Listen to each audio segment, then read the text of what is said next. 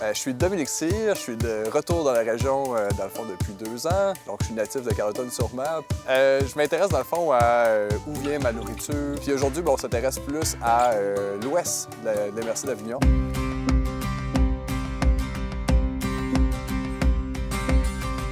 Donc, on a commencé la journée avec une visite du jardin communautaire à Saint-Alexis avec Sylvie, qui est la responsable du jardin communautaire, puis elle est accompagnée de Marie-Claire, qui est l'accompagnatrice jardin des jardins communautaires du territoire d'Avignon.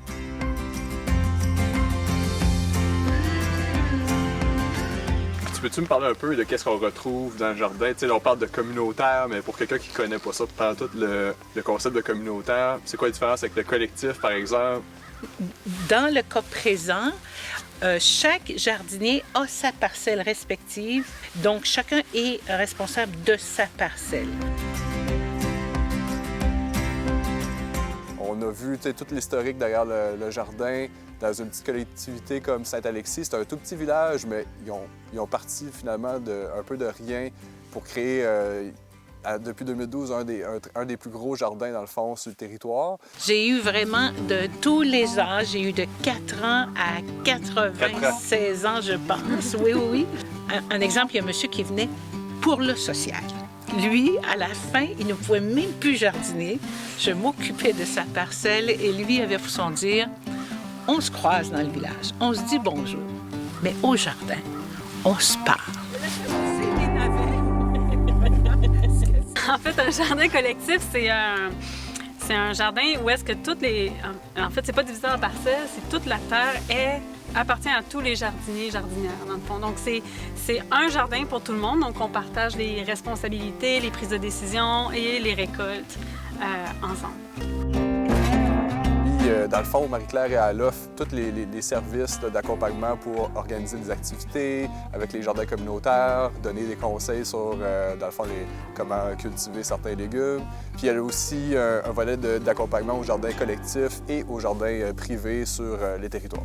Puis moi et l'équipe a à cœur vraiment beaucoup la résilience alimentaire. Donc, si chacun peut pousser, ne serait-ce un petit peu de plus en plus, sa nourriture, briser un peu la dépendance avec les chaînes alimentaires, moi, ça fait mon bonheur.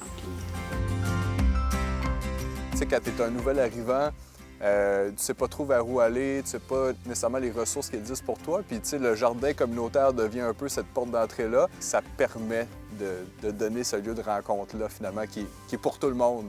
Tu sais, tout le monde a besoin de manger, tout le monde aime manger. Fait que, tu sais, c'est vraiment un lieu naturel de rassemblement. Pendant un bout de temps, les gens me disaient « Ah, celle-là, j'allais trouver la pomme parfaite. » Je la tournais.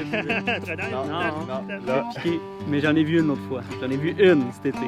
Une pomme parfaite. Je suis arrivé au verger, dans le fond, à Pointe-à-la-Croix, qui est le verger Pomme en Fête. Puis j'étais attendu par Rico, Pascal et Charles, qui, dans le fond, m'attendaient pour parler du projet.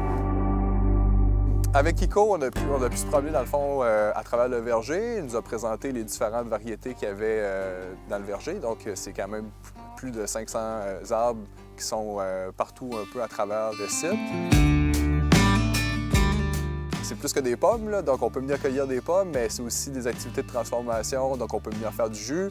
On peut venir, comme on disait, en famille, avec toute la famille, cueillir des pommes. Le verger, il faut savoir qu'il y a tout un historique. C'est un verger avec des pommiers d'une 40aine d'années. Puis ça a été porté par un couple originaire de la région pendant plusieurs années. Puis maintenant, comment la communauté pouvait conserver ce lieu de production de nourriture-là dans la région. Il n'y en a pas beaucoup à Pointe-à-la-Croix. Au départ, nous, on était plus en mode de le maintenir en qualité pour pouvoir le revendre. Mais l'arrivée de la communautaire, on trouvait, là, on a vraiment de quoi qui va rester en place puis développer la communauté. Fait que là, comme société, on a embarqué pour un projet pilote. On cherche de la production fruitière, on cherche de la production maraîchère locale. Bien, il faut trouver le moyen de sauvegarder cette production-là pour cette année. Puis en même temps, bien, on en fait un projet pilote pour voir si on est capable de mener ça à long terme. Puis ça a été repris, comme Charles l'a expliqué, par la Société de développement de Pointe-à-la-Croix.